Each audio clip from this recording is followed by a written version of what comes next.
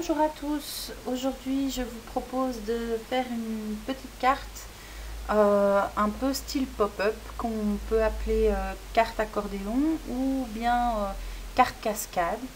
Alors pour faire cette carte il vous faudra une page 30-30 recto verso, c'est mieux. Moi j'ai pris dans des tons clairs, pastel, j'ai pris jaune et rose parce que je vais la décorer pour Saint-Valentin. Donc pour commencer avec notre page 30-30, nous allons découper une bande de 20 cm point 3.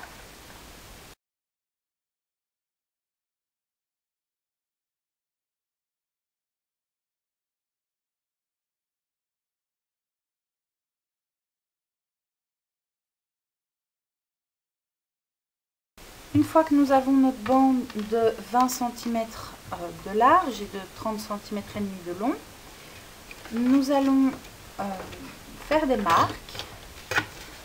Alors, je vous préviens, les dimensions sont un peu spéciales parce que le tuto de base est en inch. Donc le résultat, fatalement, les mesures sont un peu spéciales. Je vais prendre le côté. Ma latte n'est pas graduée pareil des deux côtés. Voilà, donc nous allons faire une marque à 5 cm 1, à 10 cm 2, à 20 cm 3 et à 25 cm 4. Voilà, on va faire la même chose au-dessus.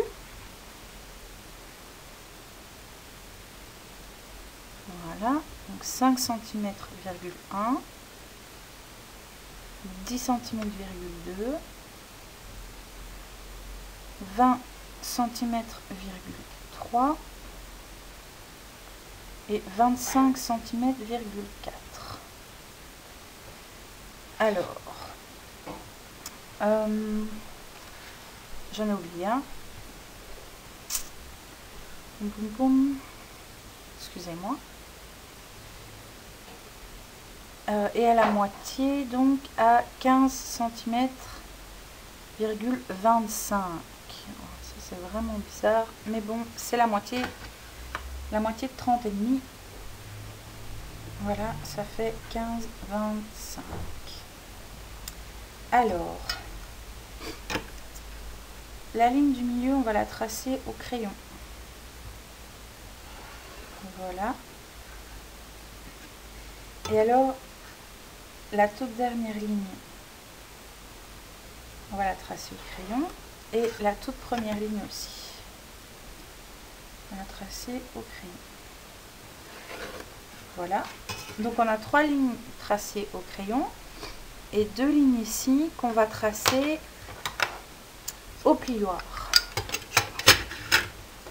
Donc, je sors ma super feuille de mousse que j'ai pas encore eu le temps de couper. Merci Scrappy Girl. Zoup. Voilà. Et alors donc, les 2 lignes ici, une devant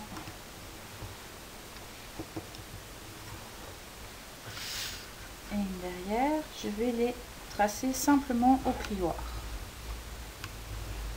Voilà. Ceci étant fait, j'ai la moitié de mon plan de travail qui tombe, tout va bien. C'est ça d'avoir du bazar. Parce que vous ne le voyez pas, là c'est bien, mais juste à côté là, c'est le bazar. Donc, une fois que ça c'est fait, nous avons donc 1, 2, 3, 4, 5, 6 colonnes. Donc ça c'est fait. On va mesurer ici sur le côté.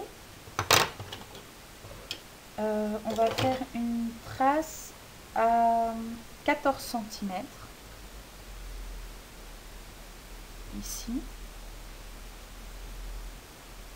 On va retourner la feuille en la faisant pivoter. Voilà. Et on va faire une trace, une marque à 14 cm de l'autre côté. Ce qui va nous donner une superbe diagonale. Vous voyez, comme ça. Que nous allons découper.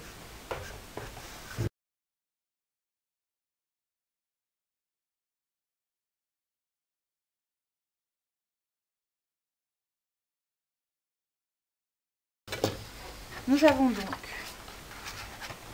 2 bandes de papier de taille et de forme identiques. Nous allons refaire des marques, donc sur les 2 papiers pareil. Donc ici on va faire une marque sur le grand papier en partant du coin à angle droit. Nous allons faire une marque à 7 cm, donc bien au bord. Voilà. Et de l'autre côté, aussi en partant de l'angle droit, on va faire une marque à 3 cm,2 cm.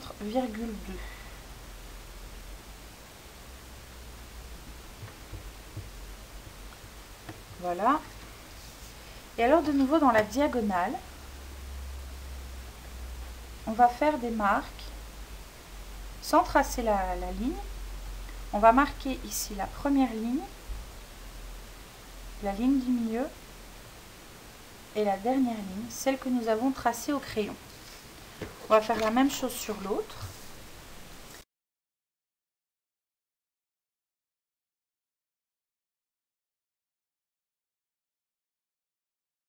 Maintenant, je reprends mon mat de découpe.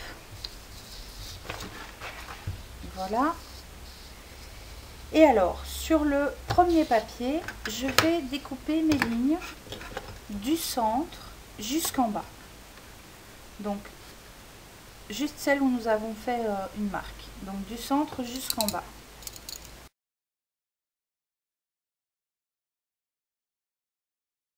Et sur le deuxième papier, je vais découper mes lignes, mais cette fois-ci du centre jusqu'en haut.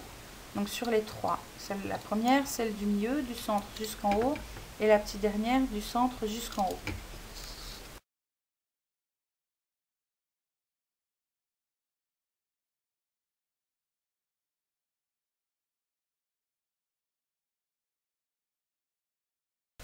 Voilà, alors c'est le moment de gommer toutes nos petites lignes, nos marques repères et nos petites lignes disgracieuses.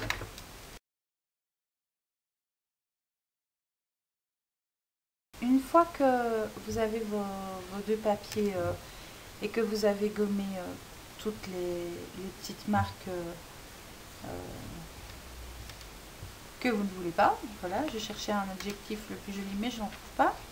On va plier sur les lignes que nous avons fait précédemment, on va plier notre feuille en accordéon.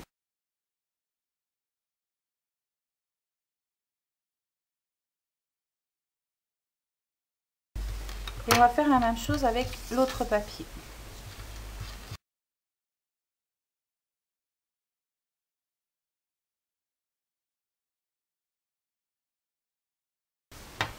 Voilà. Alors, une fois qu'on a ça, on déplie un peu les papiers et on va les imbriquer. Ah, je me suis trompée. Donc, il faut en plier un dans un sens et l'autre dans l'autre, évidemment, sinon ça n'ira pas. Voilà. De toute façon, une fois que les plis sont faits, c'est beaucoup plus facile. Et on va les imbriquer l'un dans l'autre.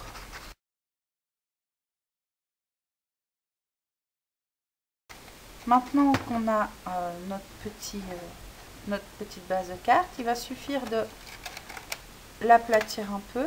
Et voilà. So cute! Alors j'adore ces couleurs, ça donne trop bien, je trouve. Qu'on remet un petit coup de plioir pour bien confirmer les plis. Et alors donc, dans l'enveloppe, elle va être à plat. Et on va pouvoir facilement la déplier pour la poser sur une cheminée ou peu importe, sur un bureau peut-être ou n'importe quoi. Il ne vous reste plus, comme dirait Didou, qu'à la décorer, hein, pour celles qui connaissent Didou. Sinon, vous n'aurez pas compris, c'est pas grave. Donc voilà, donc maintenant on va pouvoir décorer notre carte cascade accordéon. Alors n'oubliez pas qu'on a quand même ici une largeur de presque 10,5, 10,2. Donc on n'a pas tellement de marge ici, on n'a vraiment que même pas un demi-centimètre pour rentrer dans une enveloppe. Et dans l'autre sens, ici, on a quand même déjà 14 cm de hauteur. Donc quand on va décorer la carte, il va falloir faire attention qu'une fois pliée, la carte ne peut pas, on ne peut pas avoir des embellissements qui font 4 km sur les côtés, sinon ça ne rentrera pas dans une enveloppe standard. Pour la décoration de la carte, j'ai eu un problème avec ma vidéo, donc je vous avais fait une superbe vidéo qui n'a pas fonctionné. Donc je vais vous expliquer ce que j'ai fait. Donc alors j'ai commencé par tamponner mon message en noir en diagonale de la carte, donc avec un alphabet avec des petites fioritures comme ça. Quand j'ai eu fait ça, j'ai démonté la carte et j'ai tamponné mes deux papiers du côté jaune avec un tampon à petits points, tampon de fond. J'ai tamponné mon image avec mon encre Versamark. Je l'ai fait à la Versamark et pas à la Top Boss parce que j'utilise une Versamark Frost, voilà, qui est légèrement pailletée. Donc je voulais le petit côté pailleté. Ensuite, j'ai découpé avec une petite perforatrice cœur dans ma chute de papier de 30-30 trois petits cœurs différents et avec une plus grande perforatrice un grand cœur. Donc j'ai collé mes petits cœurs au zut, voilà, là, je les ai collés. Puis j'ai collé le grand cœur tout au-dessus, je l'ai fait dépasser de la carte. Je l'ai recouvert avec un stylo colle et je l'ai couvert de paillettes fuchsia. Alors c'est génial les paillettes, c'est super beau sur une carte. Par contre, c'est super chiant à utiliser. J'ai pas d'autres mots. Parce que après vous pouvez être sûr que je vais avoir des paillettes fuchsia partout pendant 3 semaines. Donc voilà, donc ça j'ai fait le petit cœur ici au-dessus. Ensuite j'ai fait ma bordure, donc avec un tampon, si je le retrouve, un petit tampon cœur comme ça.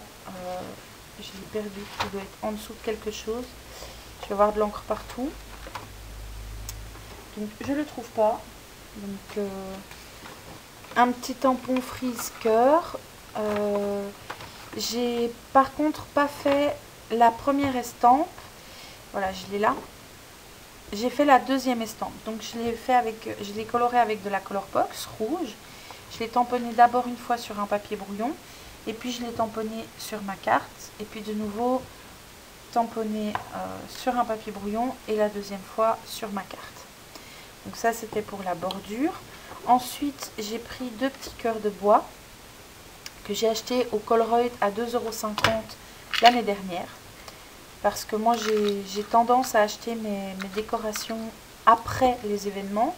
Parce que les magasins font du déstockage et du coup, on a tout moins cher. Donc, ces petits cœurs, je les ai achetés l'année dernière. Je peux enfin les utiliser. Et pour finir, j'ai mis du Glossy Accent sur mes petits cœurs, sur mes 3 petits cœurs.